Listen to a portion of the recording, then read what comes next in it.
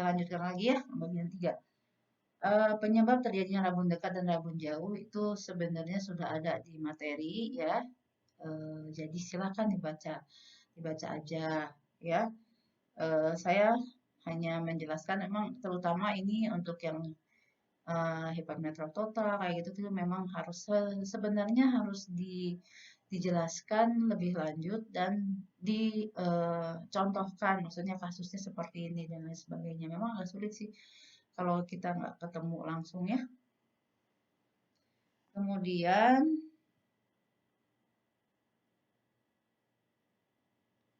oke, yang seperti tadi ya, kalau misalnya yang namanya hipermetrop aksial itu panjang bola matanya lebih pendek dari normal. Ini saya yang normal, ini yang punya dianya. Nah, kalau yang hipermetrop, misalnya satu lagi nih,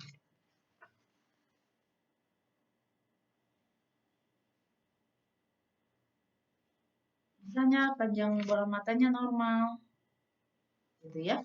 Tetapi ternyata ininya lebih datar lengkungannya. Jadi sama saja ketika melihat benda, sinar datang, ya, kemudian masuk. Ini karena ini datar, jadi di eh, belokannya akan lebih jauh. Nah, misalnya di sini, harusnya kan di sini. Nah, ini karena lengkungannya itu lebih datar, itu bisa. Itu yang karena lengkungan atau indeks biasnya lebih cair, itu bisa. Ya, itu penyebab hipermetrop dari kelengkungan yang lebih datar atau indeks bias yang lebih cair. Kalau yang tadi, yang ini karena panjang bola matanya lebih pendek dari normal sehingga tetap aja akan dia lebih di belakang retina gitu ya.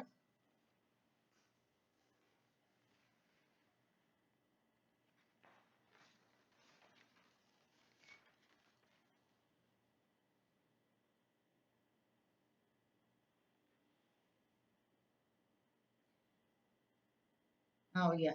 Nah, ini kenapa kok lensa lensa eh, convex ya?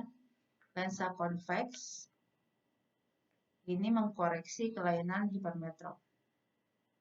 Karena kalau ini ya, jadi ini sekalian juga untuk yang miop. Kenapa kalau miop koreksinya pakai lensa konkav? Saya sini dulu ya.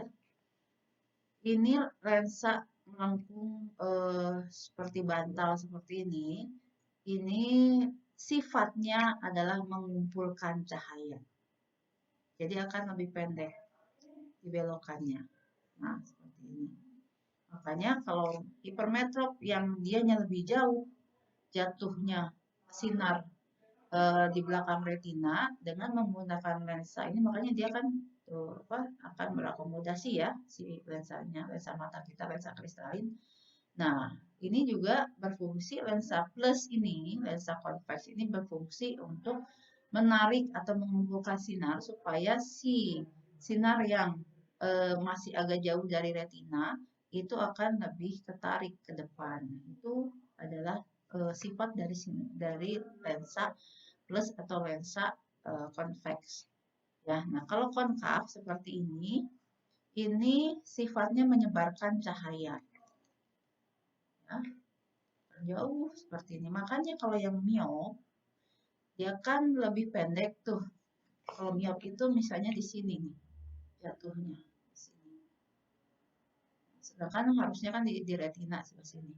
Nah, dengan lensa konkav itu si sinar yang asalnya jatuhnya di sini, dia akan dijatuhkannya lebih belakang sehingga sampailah ke retina.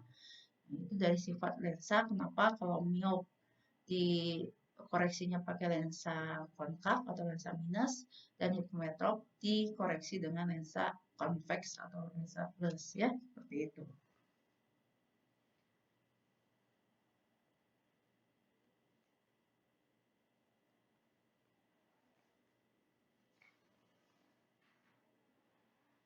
Apakah hipermetrop bisa terjadi karena kecelakaan, selama ini saya belum menemukan ya.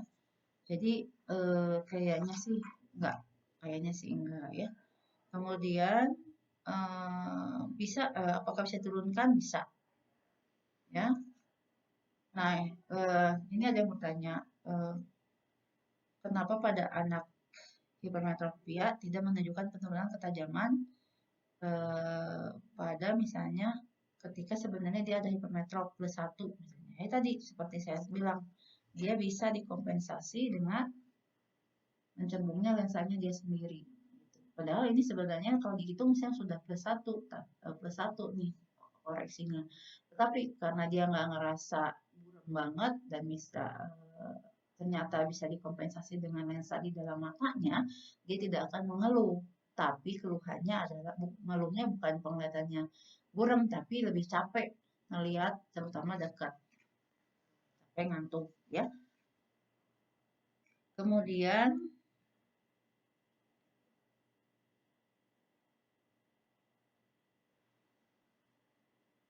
lensa kristalin itu adalah jadi di mata kita itu ada lensanya, sebetulnya lensanya itu ada pembungkusnya sebenarnya. Nah, di dalamnya namanya lensa kristalin ya. Gitu. Itu namanya lensa kristalin. Jadi di dalamnya. Jadi kalau apa ya?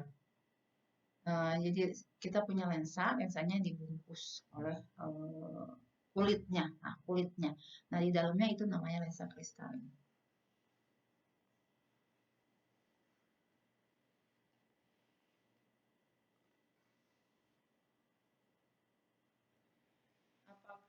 Apakah penanganan lebih yang buram atau misalnya penanganan yang kurang itu bisa mempengaruhi terjadinya hipermetrop?